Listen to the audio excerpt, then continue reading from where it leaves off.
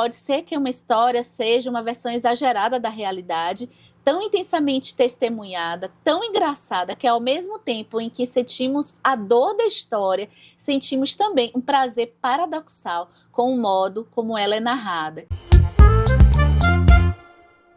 Sim, o tema hoje é honestidade. Acho que foi a palavra que eu defini que tem um elo entre essas 3 leituras que eu estou fazendo nesse momento. E tenho aqui algumas autoras para vocês conhecerem, se ainda não conhecem, ou então para a gente conversar sobre elas, se vocês já conhecem essas obras. Vamos começar com ela, que eu soube que é uma autora que está sendo resgatada de uns tempos, de uns anos para cá, inclusive nos Estados Unidos, uma autora do Alasca. Eu estou falando de Manual da Faxineira, da Lucia Berling. Essa leitura que eu estou fazendo assim bem devagarzinho, que está sendo uma delícia, conversando no WhatsApp com a Lorena Jabot. Esse é um livro de contos da Lucia Berling que traz também, na verdade, eu percebo que praticamente todos são memórias dela. Possivelmente alguns exageros, alguns fatos, um pouco ficcionalizados, mas tem muito da experiência da vida da Lucia Berling. Deixa eu contar quem foi a Lucia Berling. A Lucia Berling, ela nasceu no Alasca e ela teve uma vida, assim, o pai dela trabalhava na mineração e ela conseguiu ter diversas experiências desde a infância, porque a família dela morou em diversos lugares, incluindo a América Latina. E todas essas experiências de vida da Lucia Berling, a Lucia Berling, ela teve experiências profissionais, especialmente pensando que ela nasceu em 1936, tá? E ela teve experiências profissionais como trabalhos na área de enfermagem, como professora. Ela teve problemas com alcoolismo, criou 4 filhos como mãe solteira.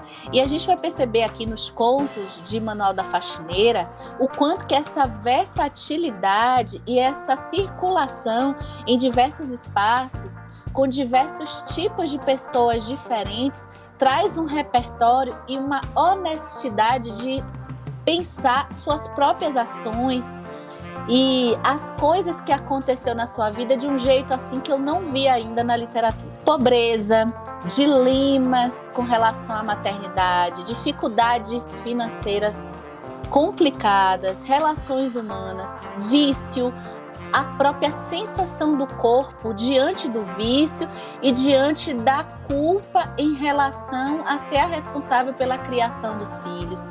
Todos esses dramas que eu contando aqui, você deve estar pensando, poxa, realmente são coisas bem sensíveis. Só que a Lucia Berling tem um jeito de contar que eu acho que é o diferencial desse livro, que é uma crueza, ou seja, é uma linguagem direta para tratar desses problemas em diversas situações, sendo que ela não coloca um melodrama, um vitimismo nisso tudo. E o que eu mais gostei é que diversos críticos falam isso dela também, é que ela consegue trazer humor. Então ela dá uma queda no peso das experiências que ela vai viver aqui. Olha, são contos diversos, a maioria deles são bem curtinhos. E o que eu gostei também é o fato de não ser muito na ordem cronológica.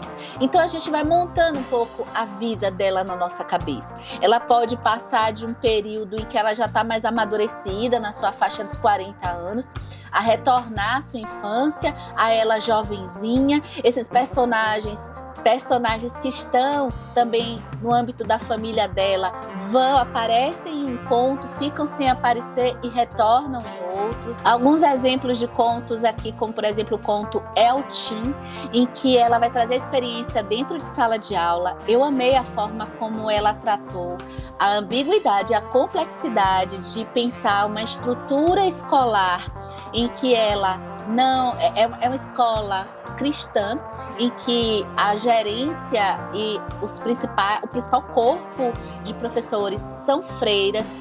Essas freiras que têm um distanciamento gigante dos alunos, inclusive são até alvo de gozação dos alunos, então cria uma complexidade de um tema que eu gosto bastante, que é como é que seria uma postura de ensino ideal, pensando aqui que a gente está lá pela década de 50, né? Então, a postura de ensino que nós adquirimos muito de uma forma militarizada, de obediência, mas essa distância que traz até um poder para um professor poder dominar a classe, poder ter a atenção da classe, versus uma aproximação com esses alunos, mas aí se perde possivelmente o poder. E quando chega um aluno, por exemplo, que veio de um reformatório, né, que veio depois de uma condenação de violência, quando esse aluno contamina os demais da classe,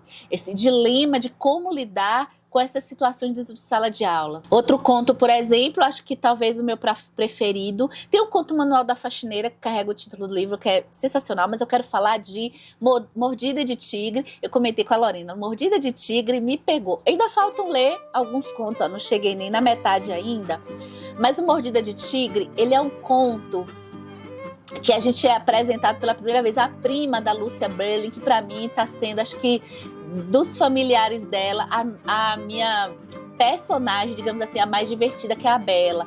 Porque no Mordidas de Tigre, a gente é introduzida, a Bela vai aparecer em outros contos aqui, a gente é introduzida a uma personagem, uma prima, que é ultra bonita, e depois a Lúcia Berling vai explorar o tema da beleza para essa personagem, um pouco tipo Dostoiévski, para quem leu O Idiota. Mas no conto Mordida de Tigre, a gente tem a exploração de uma realidade perto do Natal, e uma realidade familiar muito dura para Lúcia Berling, em que ela vai ter aí com a prima um suporte para tomar uma decisão muito difícil. Só que, gente, tudo isso sem melodrama. Vou ler um trechinho aqui na página da minha edição, página 88. A edição que eu li é a da Companhia das Letras, que teve a tradução de Sônia Moreira. O começo do conto já é assim, ó. O trem reduziu a velocidade nas imediações de El Paso.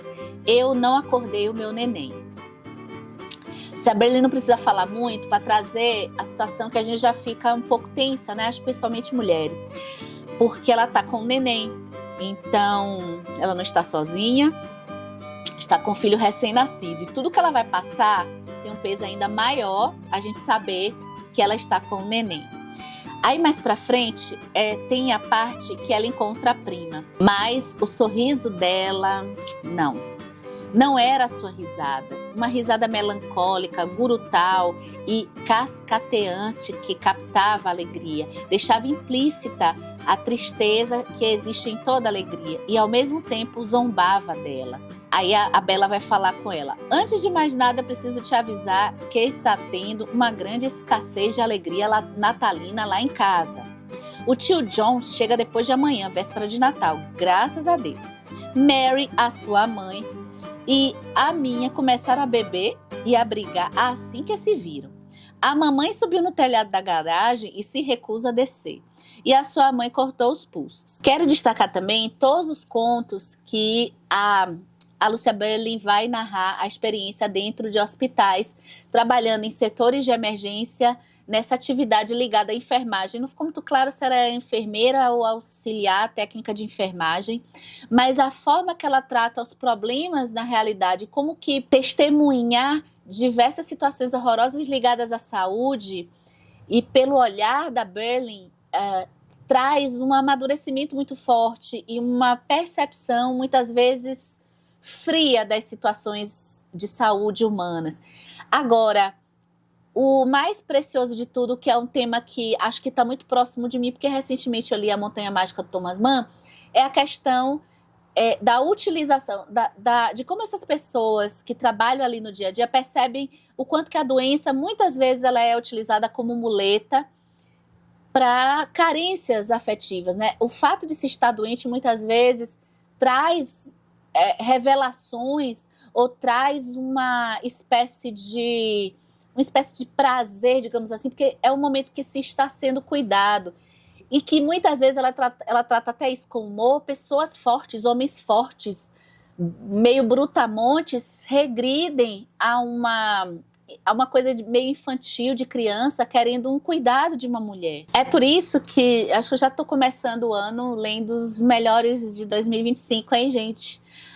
O fundo do livro, para mim, espelha muito o que é ler para vocês conhecerem quem não conhece. Se vocês conhecem, por favor, deixa aqui nos comentários o que vocês acham da Lúcia Berlin, porque especialmente esse livro, Manual da Faxineira, aqui tem um trecho do pós-fácil que eu não li ainda, da Lydia Davis, quando ela fala que pode ser que uma história seja uma versão exagerada da realidade, tão intensamente testemunhada, tão engraçada, que ao mesmo tempo em que sentimos a dor da história, sentimos também um prazer paradoxal com o modo como ela é narrada. E o prazer é maior do que a dor.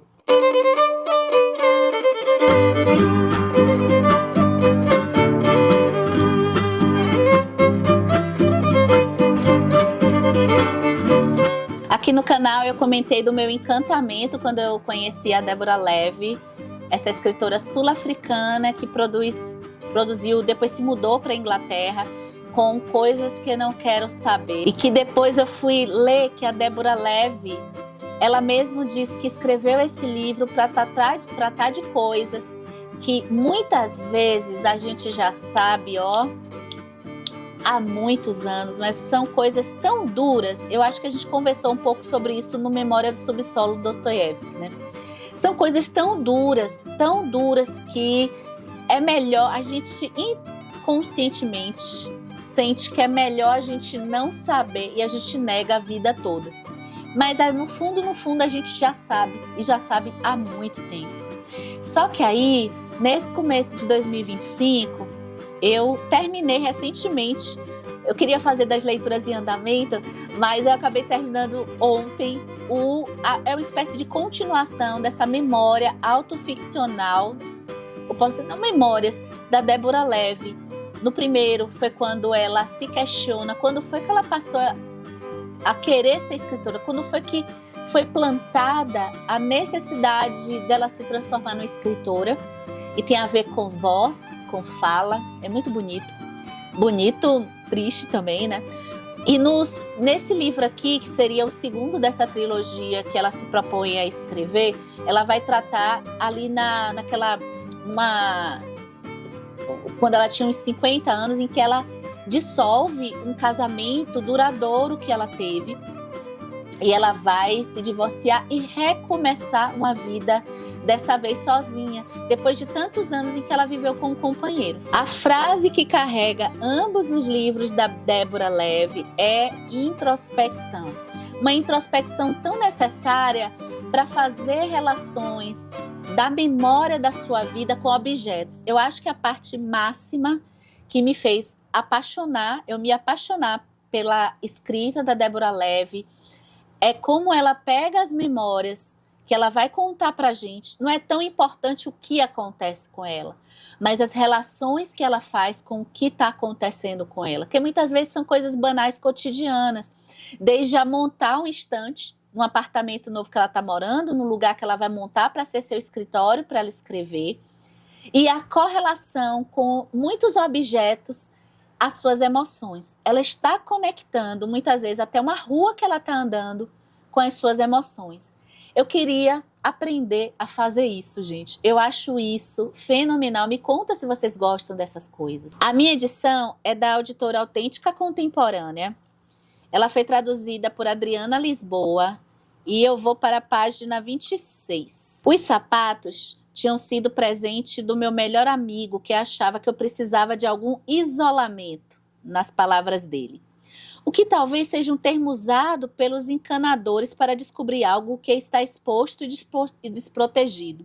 Isso é quando ela vai ficar consertando coisas em casa. Mas essa relação que ela faz com as coisas práticas que ela vai precisar aprender na casa dela, com o fato de estar isolada, o fato de alguma emoção que ela está vivendo nesse momento. Tem outra aqui na página 62 dessa edição, que é uma passagem muito bonita, né? Soquei o frango dentro do forno e me perguntei se deveria abrir a garrafa de vinho que fora presente do homem que havia chorado no funeral. Ao mesmo tempo, vislumbrei o galinho comprido de alecrim que tinha comprado no supermercado, o código de barras carimbado no saquinho selado.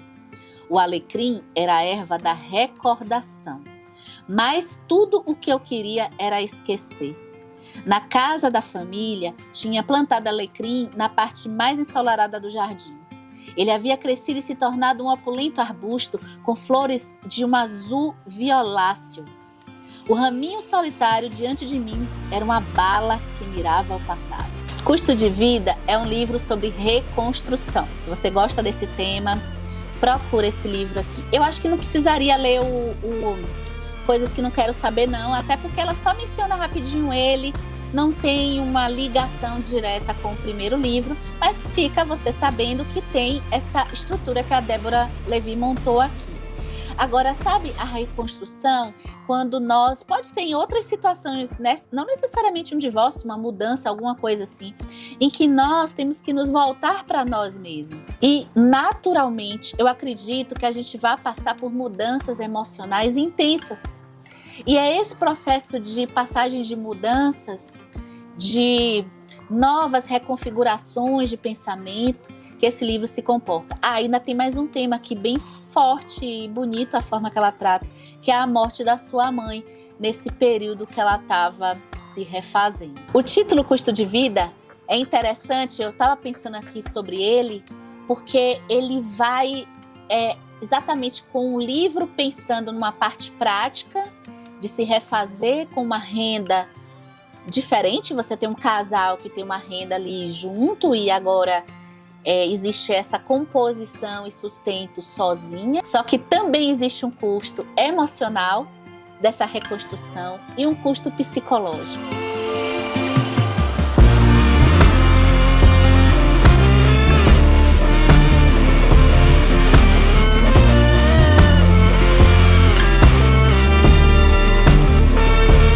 Meu próximo livro é dessa autora maravilhosa que eu também conheci em 2024. Eu estou em andamento com um livro de poesia delicioso da Ana Sui, A Corda que Sai do Útero. E se eu te falei que eu gosto de coisas simbólicas, essa abordagem imagética de um útero, da corda, do vínculo, é lindo, né? Poder juntar essas três autoras. E aqui, gente, a gente tem, obviamente, esse vínculo de afeto tão forte que é a maternidade. Um tema na poesia, eu sempre comento aqui que eu ainda sou uma bebê na poesia, então eu penso mais que a poesia, para mim, é mais para sentir do que para falar, do que para trazer uma lógica por detrás dela. Então, trazer o tema da maternidade para a poesia pode ser interessante tanto para mães quanto não mães, porque em algum momento a gente sabe se vasculhar, existe uma relação muito forte com a nossa mãe, assim como quem for mãe vai se identificar muito com o que a Ana Sui está escrevendo nessas poesias, está manifestando, usando muita fonética das palavras. A própria divisão das poesias eu achei assim sensacional, porque ela usa a palavra corda, começa com a corda, aí a segunda parte é a corda, e parece que esses títulos formam história, se a gente parar para pensar, né, não? Depois a parte 3 é a cor da, e a parte 4, acordes. Ana Sui, ela é doutora em psicanálise pela Universidade Federal do Rio de Janeiro. E depois que eu li e a gente conversou um pouquinho, né, sobre A Gente Mira no Amor e Acerta na Solidão, a gente ainda vai conversar melhor nos próximos vídeos aí do canal. Dá uma olhada se você está inscrita, hein? A gente percebe como a Ana Sui trabalha muito esse tema ligado a desamparo, amor, solidão, e tem muitos conceitos, gente, que eu acho que no nosso senso comum a gente acaba confundindo. A gente sempre pensa que a gente estar com o outro acaba sendo complementar a um vazio que a gente sempre vai sentir estando com alguém ou não, compartilhando alguma coisa com alguém ou não. Ainda mais se a gente estiver fisicamente ou simbolicamente com alguém que de fato nem está muito presente com a gente. O que a Ana Sui vai dizer nesse livro, principalmente, e eu acho que ela expande aqui para os poemas da maternidade, é que sobre essa coisa do útero, né, de se sair para o mundo, é que muitas vezes a gente parece que tem a nossa parte, a nossa sociedade muito, eu acho que individualmente cada um já pensou assim em algum momento da vida, de evitar a solidão ao máximo, como se a solidão fosse uma coisa trágica. Olhar uma pessoa, eu tinha muito esse pensamento na minha juventude, olhava uma pessoa sozinha ali no restaurante, eu dizia, coitado, coitada, tá sozinha. Poxa, não tem nem ninguém ali. E eu sempre fui muito assim de também ir no encontro das pessoas que estão sozinhas em algum momento para trazê-las para o grupo. Então, sempre achando que aquela solitude, aquela pessoa ali só é um problema. E muitas vezes não é. Pode ser, tá? Vamos ter atenção. Mas que muitas vezes não é. Mas a gente já coloca muito essa máscara e esse medo. Muitas pessoas têm medo horroroso de estarem sozinhas em alguns momentos. Eu já fiz viagens sozinha. São viagens acompanhadas e viagens sozinhas. E nessas viagens que eu fiz só, eu já tive alguns momentos que eu disse, ai meu Deus, por que eu tô só nesse momento? Eu queria estar com a pessoa aqui, né? Então é normal a gente viver com essa espécie de vazio. Por enquanto, na leitura aqui dos poemas de A Corda que Sai do Útero, eu tô notando que ela tá trabalhando um pouco paradoxo. Eu não gosto de fiquei pensando muito para vir falar aqui, mas parece que existe essa ambivalência no tema desse amor materno. Esse amor materno pode sufocar, esse amor materno que do ponto de vista da mãe pode trazer dores, perdas, desde a época que esse bebê vai se saindo do útero, vai se desenvolvendo. Para muitas mães, eu lembro, minha mãe falava muito que às vezes ficava dizendo, poxa, a minha filha está protegida aqui na minha barriga. E ela pensava muito, como que vai ser depois que ela estiver aí no mundo, né? Então são tantos dilemas que vão acompanhando mulheres que estão gerando bebês. Agora, o tempo todo, pela premissa da Ana Sui que eu posso perceber, ela está trazendo esses vínculos de forma ambivalente mesmo, mas mostrando o quanto que é importante a gente ter a consciência de perceber a necessidade da individualidade, dessa solidão que ela chama, é um pouco parecido com a individualidade do outro. E é por isso que esse cordão, ele precisa ser rompido. De alguma forma, pode ser doloroso, mas ele precisa ser rompido.